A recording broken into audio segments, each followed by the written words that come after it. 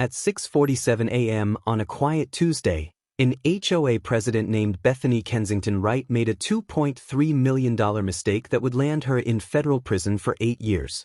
And it all started with a pair of bolt cutters. Clang! The sharp snap of steel slicing through my security chain echoed through the perfect silence of suburbia like a gunshot. That sound marked the exact second Bethany went from power-drunk neighborhood dictator to federal felon. While I was overseas, dodging bullets and dismantling drug cartels, she decided my eyesore vehicle needed to disappear. What she didn't know: that eyesore Jeep was a federally issued task force vehicle, loaded with $347,000 in classified surveillance equipment. And I'm not just some soldier, I'm Marcus Tank Rodriguez, Army Reserve MP and a federal agent who specializes in dismantling criminal operations. She thought she was stealing a soldier's truck. She was committing crimes that would make cartel bosses jealous. So let me ask you, what would you do if some HOA tyrant came after your property while you were deployed? Drop a United States emoji and tell me where you're watching from. Let's see how many patriots have our backs. 3 months ago, I inherited my grandmother's house in Willowbrook Estates, a place that looks like a postcard but smells like trouble. Identical beige homes, sprinklers hissing on timers, and fresh mulch barely covering the stench of entitlement. HOA dues, $150 a month. Translation?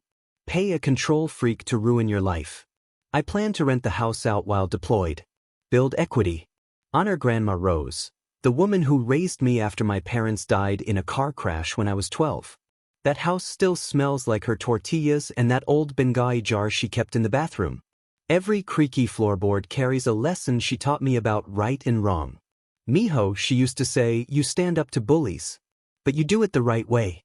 Enter Bethany Kensington Wright. 52 years old. Real estate agent. Drives a white Lexus. Measures grass with a ruler. HOA president for 7 years, ruling Willowbrook like it's her personal kingdom. Her husband Carl sits on city council, so she walks around untouchable. 2 weeks into deployment, I get the email. Violation notice, unauthorized commercial vehicle storage. My Jeep Wrangler, clearly marked with federal decals, was suddenly against community standards. Bethany's interpretation? No work vehicles in driveways. What she didn't realize: that Jeep was carrying encrypted radios, GPS trackers, covert cameras. It's federal property. Touching it without clearance is a felony. The fine? $50 a day. While I was taking fire in the desert, she was trying to rack up enough penalties to take my house. My sister Maya, sweet Maya, a middle school teacher, drove over to talk to her. Showed my deployment orders. Even offered to cover the Jeep. Bethany looked at her like she was gum on her shoe. Rules are rules. If your brother can't follow simple standards, maybe your family doesn't belong here. That call from Maya gutted me. She was crying in Grandma's kitchen, the floorboards creaking beneath her like they remembered everything. Tank, she said, if I defend you, Carl could make problems at my job. She's threatening to put a lien on the house. Then we saw the pattern. The Johnsons, Marine family, got hit for a loud motorcycle. Sarah Martinez, Navy wife, fined for unprofessional garden gnomes. Every military family? Targeted. Maya dug into Grandma's old HOA documents and found the truth. Bethany was making up rules. The original bylaws from 1987 specifically exempted government vehicles, military, emergency, law enforcement. Bethany was fabricating violations, banking on people being too scared or uninformed to fight back. And it was working. Neighbors were afraid to speak. Question her, and you became her next target. Carl's political power made resistance feel hopeless. That's when I knew. This wasn't about a Jeep. This was organized harassment. A coordinated campaign to drive out military families. I was halfway around the world when she declared war on my family. But what she didn't realize: I don't back down. I dismantle criminal networks for a living. And her little HOA kingdom was about to become my next operation. They were systematically destroying my family's life, and I was 8,000 miles away, helpless. You ever tasted helplessness? It's sand and rage. sitting in a bunker surrounded by war machines while some suburban tyrant dismantles your sister's life back home. Bethany's private security thugs escalated fast. One of them, a failed cop with a badge complex, cornered Maya in a grocery store parking lot. "Ma'am, we need to discuss your brother's military activities," he said, stepping in front of her car. "That vehicle could pose a threat to the neighborhood. What kind of operations is he running from your house?" But Maya? She didn't flinch. Teacher instincts kicked in. She hit record on her phone and calmly replied, "Are you accusing my brother, who's serving overseas defending your freedom, of being a threat to American families?" He stepped closer, classic intimidation. Military personnel sometimes bring home problems. PTSD. Weapons. Surveillance gear. "We're just protecting the community." They were painting me as some unstable, dangerous veteran. But here's the twist, he admitted it, on record, that they were investigating federal surveillance equipment. That footage became Exhibit A in a federal espionage case. My counterpunch? Swift. Captain Chun contacted ExecSafe Security's Federal Licensing Division. The result? The guards vanished overnight. Their company, now under federal investigation for unauthorized surveillance of classified law enforcement equipment. Bethany panicked. She flooded local agencies with complaints, police, fire, code enforcement, even animal control, desperate to regain control. But all she did was build a paper trail of obsession with federal property. She had no idea she just triggered federal protocols. The kind that bring real power to your doorstep. Then came the moment that would break everything open. 6:47 a.m. on a Tuesday. Maya's security camera caught it all in HD. Clang, clang, clang. The unmistakable sound of bolt cutters tearing through my Jeep's security chain. My phone buzzed in a desert tent. Maya's voice, panicked, breathless. "Tank, she's cutting your locks. She's got bolt cutters and a tow truck. She's stealing your Jeep right now." Through Maya's livestream, I watched Bethany Kensington Wright, hair a mess, still in her bathrobe, committing multiple federal felonies in real time. She'd paid cash to discount Dave's towing, no paperwork, no questions, and was screaming like a lunatic. "It's abandoned property. I'm the HOA president. I have the legal right to remove it." The tow truck driver took one look at the federal task force decals and stepped back like it was radioactive. "Lady, this is government property. I'm not touching this for any amount of money." Then came the fatal line, caught on 3 cameras. Military service doesn't make him above community standards.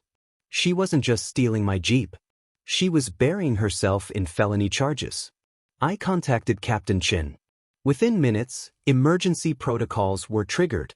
Federal marshals deployed, lights on, sirens blaring, heading to Grandma's house. But Bethany wasn't done digging her grave. She changed the community gate locks, trapping my federal vehicle and blocking law enforcement access. "If he wants it back, he can follow proper HOA procedures," she shouted, waving keys like a queen of beige chaos. She just escalated from harassment to obstruction of federal justice. What she didn't know. My Jeep had already alerted Homeland Security. Kill switches. Infrared cameras. GPS pinged across 3 states. Bethany wasn't messing with a truck. She was poking a bear with nuclear codes. And then, the uprising began. Mrs. Patterson, an elderly widow with 2 sons buried at Arlington, had seen enough. She called every neighbor, every veteran in Willowbrook. By 10 a.m., a wall of residents stood shoulder to shoulder around my Jeep. "You want that boy's vehicle," said Tom Henderson, a 72-year-old Vietnam vet. "You'll have to go through 30 American veterans first." Maya's voice cracked when she called me. "Tank, the neighborhood's here." Mr. Henderson brought the flag. "Mrs. Chen's making coffee. They're not leaving." But Bethany's response? Total meltdown. She filed emergency reports accusing the veterans of forming militias. Said my Jeep posed an explosive hazard. Claimed emotional support dogs were dangerous animals. Each lie? Another federal offense. The final blow came when the federal marshals arrived and found themselves locked out. Marshal Jennifer Torres, former cartel hunter, stood at the gate, expression hard as steel. "Ma'am, you're obstructing a federal investigation. Open this gate or face additional charges." Bethany's reply? "I don't recognize federal authority on HOA property. You have no jurisdiction here." She had just declared war on the U.S. government, in a bathrobe. Game over. I landed back on American soil 72 hours later, still tasting desert sand and fury. Maya was waiting in Grandma's kitchen, now the war room, surrounded by evidence. But the house didn't smell like tortillas anymore. It smelled like desperation. "Tank," she whispered, laying out the documents, "you need to see this before the feds do." And what she found changed everything. Assistant U.S. Attorney Rebecca Martinez stood in Grandma's living room, staring at the sea of printed spreadsheets and photos spread across every surface. She shook her head in disbelief. "Rodriguez, I've prosecuted cartel money laundering ops with less documentation than this." That's when it clicked. My task force training, the lectures I'd once slept through, snapped into place. The Racketeer Influenced and Corrupt Organizations Act. I'd thought it was just for mob bosses and drug cartels. Turns out, when suburban tyrants commit systematic fraud, discrimination, and embezzlement across state lines, they become organized crime. Maya's evidence painted the picture perfectly. Civil rights violations, financial fraud, coordinated racketeering, all linked to Bethany's HOA authority and Carl's city council power. Interstate commerce came into play via Carl's development deals, giving it federal jurisdiction. Grandma's living room had become a war room. Tom Henderson brought in his Vietnam vet crew, 12 men who'd faced live fire and weren't afraid of HOA presidents. Mrs. Patterson delivered surveillance photos, Bethany and Carl meeting in secret at midnight, whispering like B-movie villains in a community center built with misappropriated funds. Maya's teacher union surprised me. They weren't just behind her, they brought media expertise. Teachers know how to communicate complex problems to working families. And now they had a cause. I heard Maya's voice, steady, clear, decisive, directing operations over coffee and tamales. In the same house where Grandma used to hum lullabies, my sister was commanding federal agents and organizing neighborhood resistance. And for the first time in months, I exhaled. Maya's revenge was surgical. She stayed up nights reviewing HOA records. Her teacher brain, trained to spot cheating students, recognized patterns of embezzlement. "Tank," she said, tapping a spreadsheet, "remember when Mom used to balance the budget at this table? She taught us that stealing from families is the worst kind of crime." $184,000 in diverted funds. Forensic accountant Jennifer Walsh confirmed it. Forged maintenance invoices, redirected payments, illegal assessments. Carl's development scam was classic. Promise out-of-state investors prime properties. Force current owners out. Collect fees up front. Deliver when the community's broken. Maya even found emails between Carl and Eastbrook Development, discussing eviction timelines for houses they didn't even own yet. They planned to take Grandma's home before she died. That was the moment it stopped being personal and became war. We created a DIY surveillance network. Military-grade hardware. Hidden cams. Secure comms. Mrs. Patterson's front window became an ops center. Tom's garage turned into a tech bunker. Maya's home was the communication hub. The recall strategy? Pure civics brilliance. Maya had taught her 8th graders about democratic participation. Now she was living it. HOA boards can be recalled with signatures from 25 to 33% of residents. In 72 hours, Maya gathered 67%. They weren't just annoyed with Bethany. They had documentation. The Washingtons had racial harassment records. The Johnsons had veteran discrimination reports. The elderly Kowalskis? Fined for their oxygen machine being too loud. The air smelled like victory and old desert dust still clinging to my uniform. Maya's media plan was devastating. Her teacher union connections pushed our story into veteran circles online. Within days, 3 members of Congress demanded briefings on HOA discrimination against military families. Then came the insurance fraud. Bethany claimed my Jeep caused damage that never happened. I knew that play. Insurance fraud is a Fed's favorite charge. It's easy to prove. Devastating in court. Civil rights attorneys jumped on the case. Targeting veterans and military dependents? Violates federal fair housing laws. And elder abuse? Federal protections worth millions in damages. At the emergency HOA meeting, Maya was elected interim president by acclamation. Her first act? Freeze all accounts. Pending federal investigation. That was justice, delivered ice cold, in the very building Bethany once used to bully families. But Bethany wasn't done. 3:17 a.m.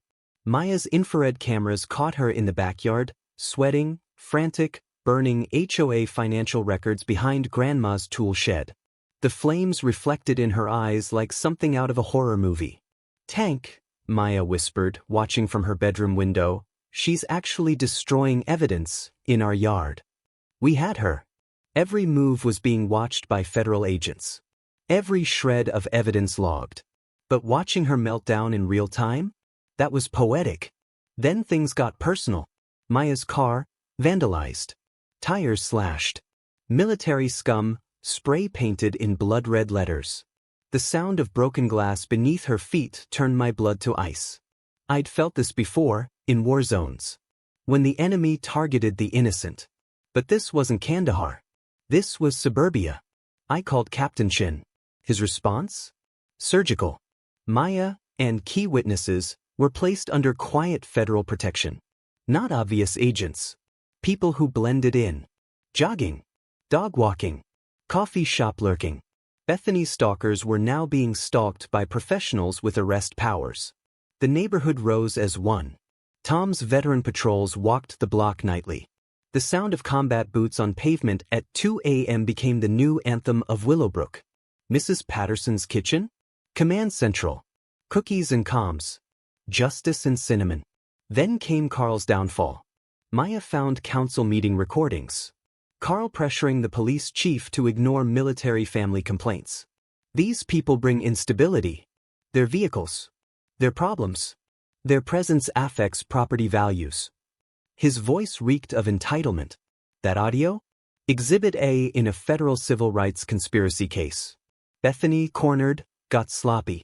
First, she tried to bribe Maya. Outside a grocery store, $50,000 in a crumpled envelope. "You deserve better neighborhoods," she said, perfume failing to hide panic. "Take the money. Find somewhere more suitable for your kind." Maya kept the camera rolling. Federal agents watched from unmarked SUVs. Then Bethany tried bribing federal agents. Through a shady PI she paid with embezzled HOA funds. That's not just stupid. That's felony federal obstruction with bonus charges for attempted bribery. Carl's empire crumbled. The mayor distanced himself. Council members demanded his resignation. His development firm's stock tanked. Carl panicked. Tried using city resources to discredit the federal probe. Claimed we were military agitators targeting small businesses. Every lie? Documented. And then came death threats. Notes under Maya's windshield. Distorted voicemails. Accidents happen to teachers who ask too many questions. My response? Precision. FBI Terrorism Task Force got involved. Phone tracing. Handwriting analysis. The whole works. Bethany's final move? A full-scale media smear. Anonymous complaints flooded Maya's school. Accused her of indoctrinating students with military propaganda. Of bringing PTSD threats to peaceful neighborhoods. But Maya had receipts. Every lie. Every threat. Every slander. That's when she uncovered the big picture. Bethany had partnered with HOAs in 3 states, creating a network of discriminatory policies targeting military families. This wasn't harassment. It was systematic, coordinated civil rights violations. A RICO case in the making. Maya's counterpunch? Glorious. Her students and their parents filled the school lot, waving flags, holding signs. "We support Teacher Maya. Military families protect our freedom." 3rd graders chanted, "Thank you, Mr. Tank's sister." Justice didn't just echo through that playground. It roared. They followed Maya to school. Photographed her with students. Tracked her grocery runs, her morning jogs. clicking lenses through classroom windows like predators circling prey. Something primal awakened in me, a kind of rage only warfighters know. They weren't just harassing her anymore. They were hunting her. Then Maya found them. 3 listening devices hidden in her car, planted during one of Bethany's fake safety inspections. All traceable to Morrison and Associates through federal procurement logs. Here's the beauty of federal law. Unauthorized surveillance of a federal witness? That's a 20-year sentence under the Wiretap Act. But when it involves intimidation of someone aiding a federal investigation, Homeland Security steps in. Captain Shin didn't blink. He escalated the case to the FBI's Counterintelligence Division, the same people who track spies and domestic terrorists. Bethany had graduated from HOA bully to national security threat. The moment Maya's story hit national military advocacy channels, it exploded. Fox News, CNN, Military Times. Headlines: Teacher targeted for brother's service. Congressional hearings were demanded. Senators asked if there was a systemic problem in HOA governance targeting military families. He got crushed live, on air, during a city council meeting. Federal agents served search warrants mid-session, cameras rolling, the entire country watching. Frozen in his seat, Carl watched his political life crumble in real time. But Morrison and Associates made the fatal mistake. They published a report claiming military families increased neighborhood crime. With fake stats, false domestic violence claims, and fabricated veteran data. It wasn't just a lie. It was federal hate speech, designed to incite discrimination against protected classes. That moved the case into RICO territory. Racketeering. Civil rights conspiracy. Interstate coordination for profit. The federal machine roared to life across 17 states. Other military families came forward, same tactics, same harassment. Maya's documentation became the model. Her methods were adopted by prosecutors nationwide. Her inbox filled with messages from military spouses. You gave us a voice. My sister, the same girl who once cried in the grocery store parking lot, was now coordinating with federal attorneys like a general on the battlefield. They thought they were fighting one teacher and one soldier, she told me. They were actually declaring war on every family that's ever worn a uniform. Then came the reckoning. The Willowbrook Estates Community Center overflowed. Beyond fire code limits. Federal agents lining the walls. 6 news stations broadcasting live. Veterans packed the aisles, some who'd driven 12 hours to get there. Bethany arrived late, of course. White Lexus. Designer heels. But the protest signs and chanting drowned her entrance. Military families matter. Prosecute HOA terrorism. She walked into that room like a dethroned dictator. Carl shuffled behind her, shoulders slumped, face pale. They knew what was coming. Maya took the podium first. No longer a victim. She was calm. Unshakable. For 5 years, these people used their positions to wage war on military families. They embezzled funds, fabricated violations, and coordinated attacks on the people who serve this country. Applause thundered. The building shook. Then federal prosecutor Rebecca Martinez stepped forward. Boxes of evidence at her side. We have proof of theft of federal law enforcement property, witness intimidation, obstruction of justice, civil rights violations, embezzlement, RICO conspiracy, and more. The room held its breath. Tom Henderson, the Vietnam vet who once guarded my Jeep, stood up. My son gave his life in uniform. These people spit on that sacrifice. Today, they answer for it. Then came my turn. I stepped forward, remembering Grandma's voice. Stand up to bullies, mijo. But do it the right way. Bethany Kensington Wright thought she was cutting locks off some soldier's Jeep, I said.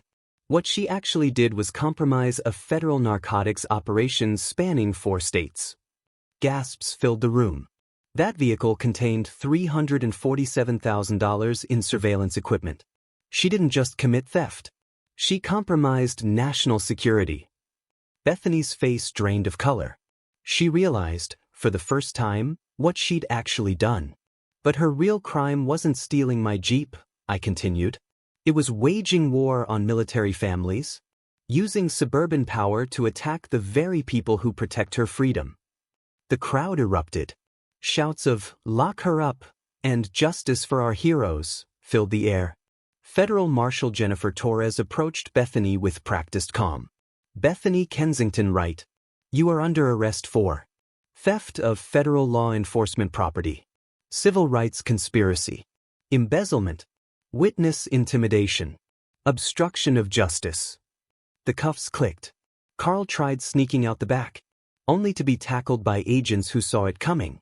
18 months later, I stood in Grandma's kitchen, sentencing report in hand. "Justice served the right way, mijo." I could almost hear her whisper. "Bethany, 8 years federal. No parole. $647,000 restitution." Carl, 6 years. Banned from public office. $3.2 million in settlements. Their empire? Gone. But Maya? She built something better. Elected HOA president, unanimously. She rewrote the bylaws. Created the Military Family Bill of Rights. Her policies became national models. The Veteran Memorial Park now stands where Bethany's house once loomed. Seized by federal forfeiture, turned into a symbol of healing. Children laugh where tyranny once lived. No rulers. No harassment. Just freedom. The Rodriguez Foundation for Military Family Rights was born from this case. Maya left teaching to advocate full-time. Her methods are taught at the FBI Academy. Our kitchen? Now a war room. Lawyers. Advocates. Congressional staffers. Fighting back. Neighborhood by neighborhood. Then came the Tank Rodriguez Act. Passed by Congress. Mandating HOA financial transparency. Criminal penalties for discrimination against service members. Federal oversight of corrupt boards. Today, Willowbrook is different. Property values up 31%. New families moving in, especially veterans. Maya married David, Captain Chen's brother. They held the wedding in the same community center where justice was served. I married Elena, the federal prosecutor who helped take them down. We bought the house next to Grandma's. The Rodriguez Military Scholarship Fund, fueled by settlement funds, has sent 23 military children to college. Mrs. Patterson, now 91, still shows up at every event. She cut the ribbon at Veteran Memorial Park. "Your grandma knew you'd do something special," she told me once. "She just didn't know you'd save the whole neighborhood." At our first annual Freedom Day, I finally felt peace. Military families gathered where corruption once festered. Laughter echoed across the park. Veterans swapped stories. Kids played under a flag flying high and proud. This is what victory tastes like. Justice delivered. Community healed. Bullies defeated. If you're fighting an HOA nightmare, drop your story in the comments. Subscribe for more stories of courage, justice, and community power.